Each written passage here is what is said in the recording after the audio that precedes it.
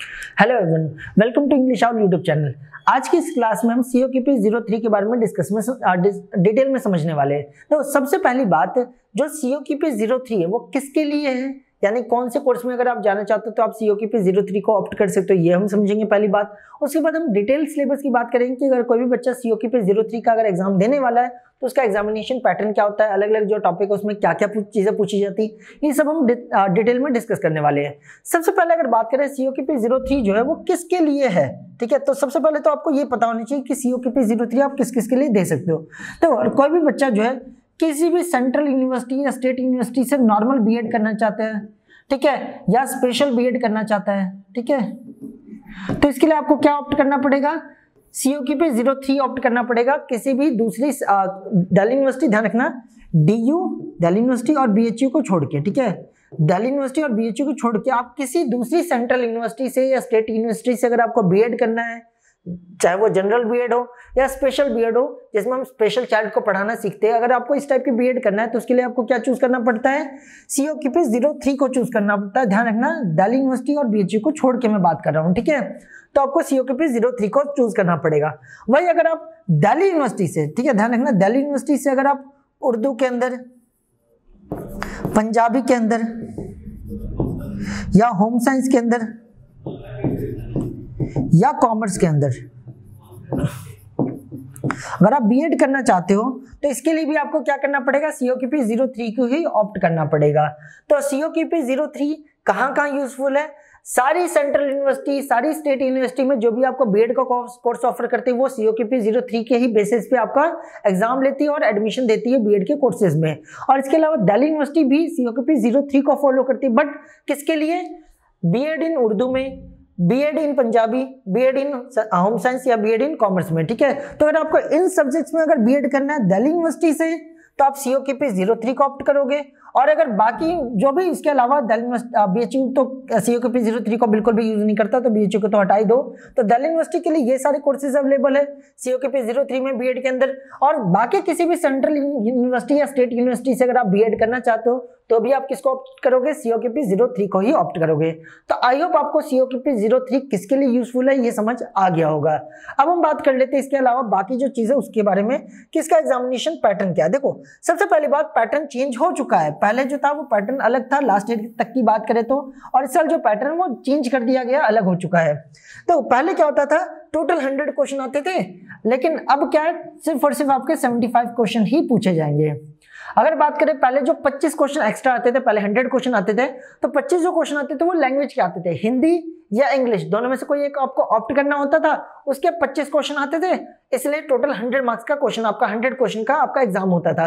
But इस बार से क्या किया गया है, वो जो लैंग्वेज वाला सेक्शन वो हटा दिया गया है। अब लैंग्वेज का सेक्शन आपसे नहीं पूछा जाएगा COQP 03 के अंदर, और सिर्फ आपके 75 क्वेश्चन ही पूछे जाएंगे। इन 75 में क्या क्या चीजें होंगी एक एक करके डिस्कस कर लेते हैं। सबसे पहली बात, 75 जो क्वेश्चन आपसे पूछे जाएंगे, सही करने पे आपको +4 की मार्किंग दी जाएगी और गलत करने पे -1 की नेगेटिव मार्किंग है।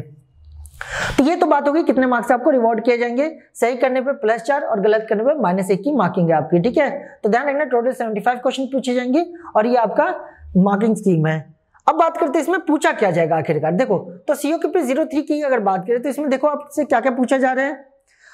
आपसे सबसे पहली बात जो कि मैंने अभी आपको बताया, 75 क्वेश्चन पूछे जाएंगे और सारे के सारे क्या होगा, सब्जेक्ट स्पेसिफिक नॉलेज के ऊपर बेस्ड होंगे, कंप्यूटर बेस्ड टेस्ट होगा और बायलैंग्वेज होगा, इंग्लिश हिंदी दोनों में आपके ये जो क्वेश्चन है वो अवेलेबल होंगे। देखो आपसे क्या क्या पूछा जा रहा है, ध्यान समझना।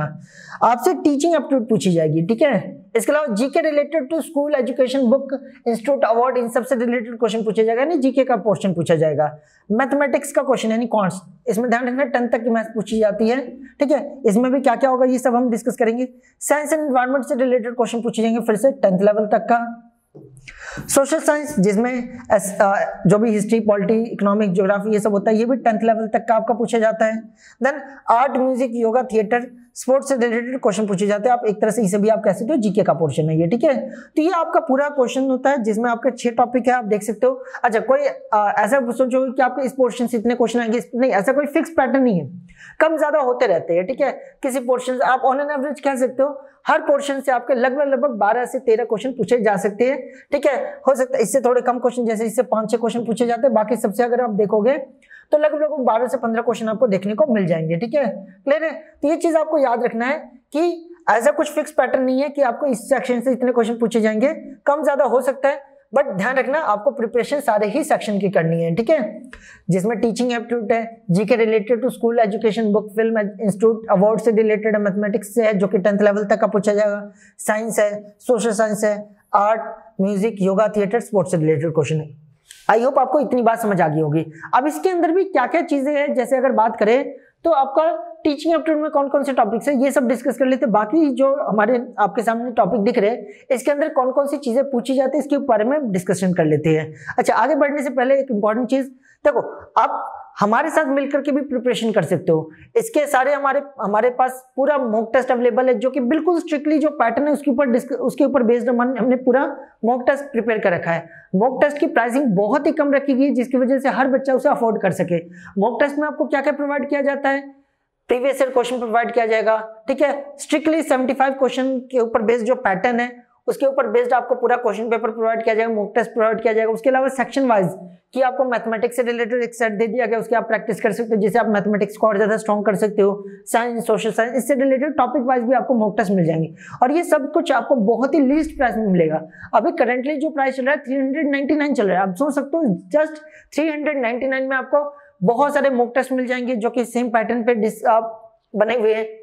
इसके अलावा आपको प्रीवियस ईयर क्वेश्चन पेपर मिल जाएंगे, सेक्शन वाइज आपको टेस्ट मिल जाएंगे। तो ये सारी चीजें आप अवेल कर सकते हो जस्ट 399 के प्राइस पे।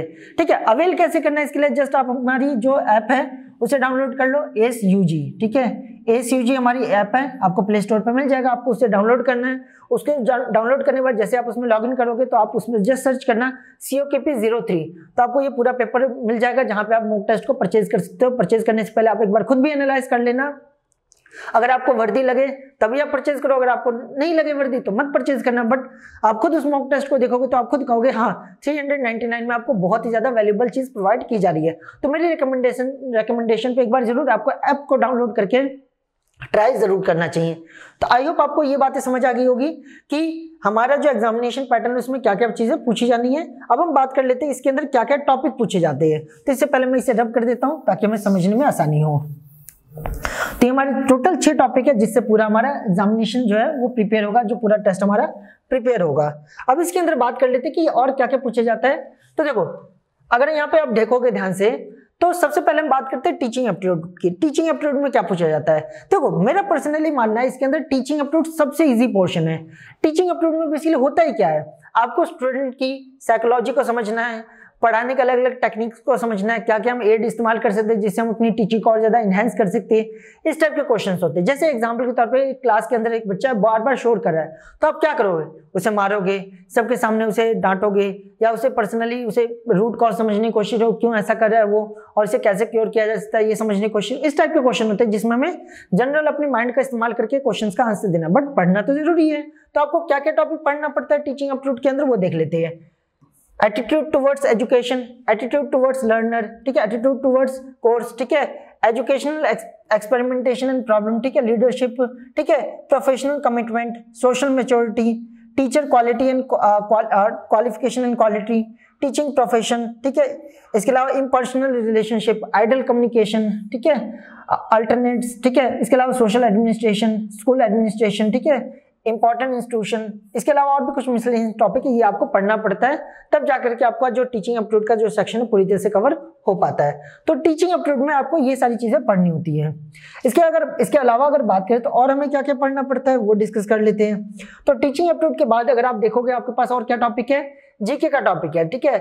तो जीके में आपको एजुकेशन के बारे में पढ़ना पड़ेगा, बुक्स के बारे में, फिल्म्स के बारे में, ठीक है, करंट अफेयर को लेकर के आपको बिल्कुल अवेयर रहना है, ठीक है, अवार्ड्स के बारे में, arts, music, yoga, theatre, sports, current affair, dance, static GK, national international जो फॉर्म्स होती है, वेद के बारे में फुल फॉर्म, ये सब के आपको नॉलेज होनी बहुत ज्यादा जरूरी है। इन शॉर्ट अगर मैं कहूँ इस पोर्शन को अगर आपको कवर करना है तो आपकी करंट अफेयर आपकी काफी अच्छी स्ट्रांग होनी चाहिए।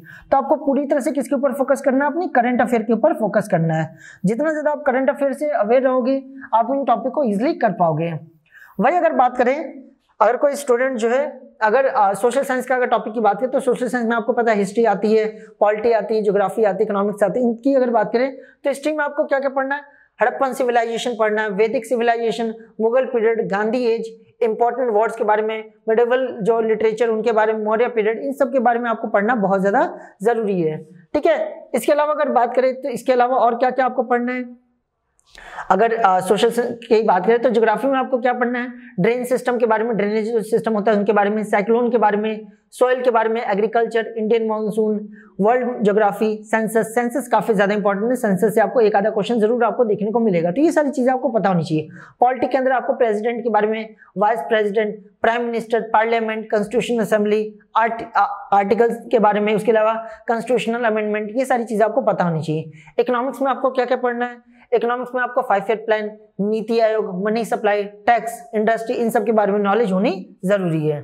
ठीक है, इसके अलावा अगर साइंस के टॉपिक की बात करें तो साइंस में आपको फिजिक्स, केमिस्ट्री, बायो जो है अच्छी तरह से प्रिपेयर करना है, जिसमें बायो से सबसे ज्यादा क्वेश्चन पूछे जाते हैं, तो बायो को तो आपको बहुत अच्छी तरह से प्रिपेयर करना है। कहाँ से प्रिपेयर करना है, कुछ नहीं करना, आपको 10th लेवल तक का प्रिपेयर करना है, आपको कुछ नहीं करना, 8th, 9th और 10th इन 3 क्लास के एनसीईआरटी उठाओ, इन्हें अच्छी तरह से गो थ्रू कर लो, आप आराम से कर लोगे। इसके अलावा अगर आप देखोगे ना तो सीबीएसई ना जो एनसीईआरटी की जो बुक्स होती है उसमें ना एग्जाम्पलर आता है, तो एग्जाम्पलर में क्या होता है, आपको एमसीक्यू के फॉर्म में इन चैप्टर को डिस्कस किया होगा, तो एग्जाम्पलर को अगर कर लोगे तो काफी ज्यादा आपको मदद मिलती है इन क्वेश्चंस को अटेम्प्ट करने में। तो एग्जाम्पलर जरूर करना है 8th, 9th, 10th क्लास का, खासतौर से बायोलॉजी का। ठीक है, तो साइंस के अंदर ये तीनों पोर्शन को अच्छी तरह से कवर करना। मैथमेटिक्स में क्या क्या पूछा जाता है, नंबर सिस्टम पूछा जाता है, आइडेंटिटी से रिलेटेड क्वेश्चन होते हैं, square, cube, triangle, dice, probability, LCM, HCF के क्वेश्चन होते हैं। यानी कि कहने मतलब क्या है, 10th लेवल तक का जो अरिथमेटिक मैथ्स है वो पोर्शन आपको करना है, ज्यादा आपको एडवांस मैथ्स में नहीं पूछी जाती है। क्लियर है, तो ये पूरा सिलेबस है जिसमें अलग अलग टॉपिक आपसे पूछे जाते हैं। ठीक है, जिसमें मैंने आपको सब कुछ बता दिया। मेन आपको करंट अफेयर के ऊपर ध्यान देना है, और करंट अफेयर के ऊपर ध्यान देना है ताकि आप अच्छी तरह से कर सको, और टीचिंग एप्टीट्यूड काफी ज्यादा एक इंपॉर्टेंट रोल प्ले करता है। तो आई होप आपको जो सीओक्यूपी 03 है उसका एग्जामिनेशन पैटर्न समझ आ गया होगा कि सीओक्यूपी 03 में क्या क्या चीजें पूछी जाती है। ठीक है, और सीओक्यूपी 03 जो है किस कोर्स के लिए वैलिड है, किस कोर्स के लिए हमें सीओक्यूपी 03 को ऑप्ट करना पड़ता है। तो आई होप आपको सीओक्यूपी 03 से रिलेटेड सारी डाउट्स कवर हो गए होंगे, सारी चीजें समझ आ गई होगी। फिर भी अगर आपके माइंड में कुछ भी डाउट रह गया हो तो आप कमेंट बॉक्स में पूछ सकते हो, और बाकी अगर आपको ये वीडियो अच्छी लगी तो प्लीज लाइक कर दीजिए, और ऐसी इंफॉर्मेटिव वीडियो के लिए हमारे चैनल को सब्सक्राइब कर सकते हो। Thank you.